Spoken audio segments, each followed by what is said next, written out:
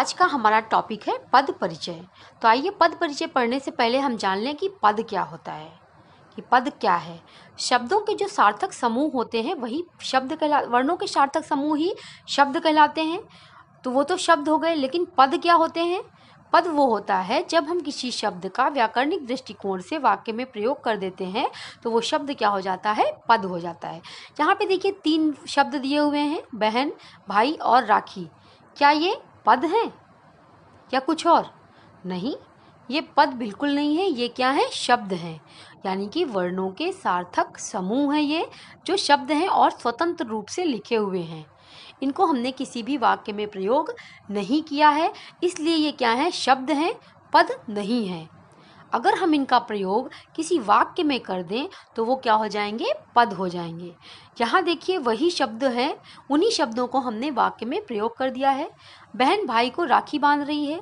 बहन, भाई और राखी वही तीनों शब्द हैं, लेकिन ये तीनों शब्द वाक्य में यहाँ पर आने के बाद क्या बन गए हैं? पद बन गए हैं, क्योंकि अब ये स्वतंत्र अवस्था में नहीं लिखे हुए हैं, इनका हमने वाक्य में प्रयोग कर दिया है।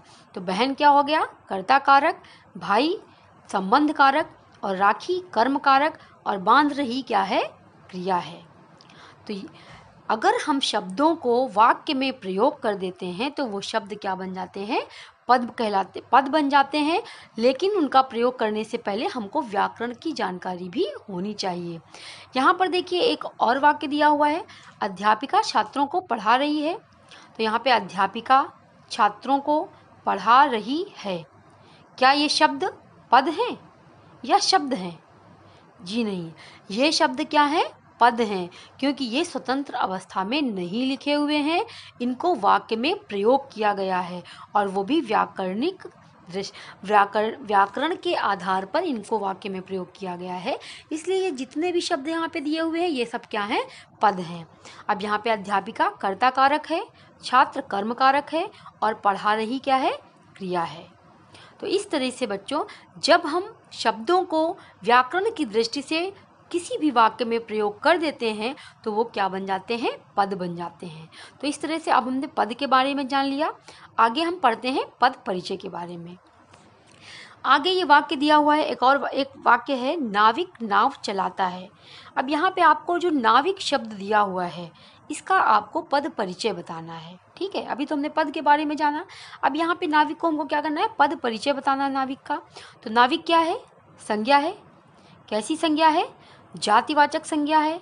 आपको ऐसे ही लिखना है जैसे मैं बता रही हूँ कि नाविक संज्ञा, कॉमा करके लिखना है, यानी कि उपभेद जातिवाचक संज्ञा। उसके बाद लिंग में आएगा, पुल्लिंग है या स्त्रीलिंग है। तो चलाता है क्रिया दी हुई है, इसका मतलब क्या है? पुल्लिंग है। और उसके बाद एक वचन है। नेक्स्ट है नाव। नाव भी क्या है? तुम्हारी संज्ञा है। कैसी संज्ञा है? जातिवाचक संज्ञा है, एक वचन है और पुल्लिंग है। आगे मान लीजिए दिया हुआ है चलाता है। तो चलाता है क्या है? क्रिया। कैसी क्रिया है आपकी? सकर्मक अकर्मक, क्रिया का भेद आपको लिखना है। तो क्या चलाता है? नाव चलाता है। मैंने इसके पहले के वीडियो में आपको सकर्मक और अकर्मक क्रियाएं पढ़ाई थी। तो हमको आंसर मिल रहा है कि नाव चलाता है, इसका मतलब क्रिया कैसी है? सकर्मक क्रिया है। एक वचन है या बहुवचन? एक वचन है और पुल्लिंग है, क्योंकि नाविक की क्रिया है। तो वाक्य में प्रयुक्त किसी पद के बारे में इस प्रकार बताना ही पद परिचय कहलाता है। व्याकरणिक दृष्टि से किसी पद यानी कि उसके बारे में बताना, बताना, परिचय देना पद परिचय कहलाता है। ये पद परिचय की डेफिनेशन है, यानी कि परिभाषा है कि व्याकरण की दृष्टि से किसी पद का परिचय देना क्या होता है? पद परिचय कहलाता है। ये हम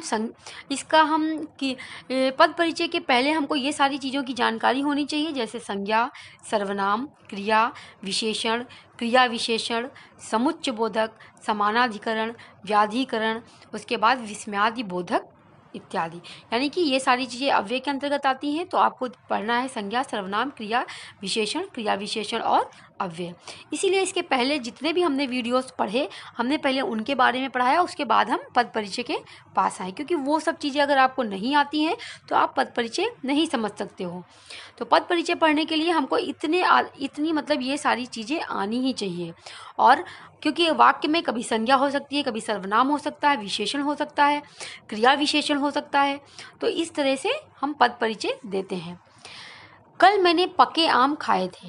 अब यहाँ पर इस वाक्य में अगर मैं बोलूँ कि खाए थे का आप पद परिचय बताइए, तो खाए थे क्या है? क्रिया है, पूर्वकालिक क्रिया है, पुल्लिंग है, बहुवचन है, सकर्मक क्रिया है, और इसका कर्म क्या है? पके हुए आम है। तो ये था पद परिचय।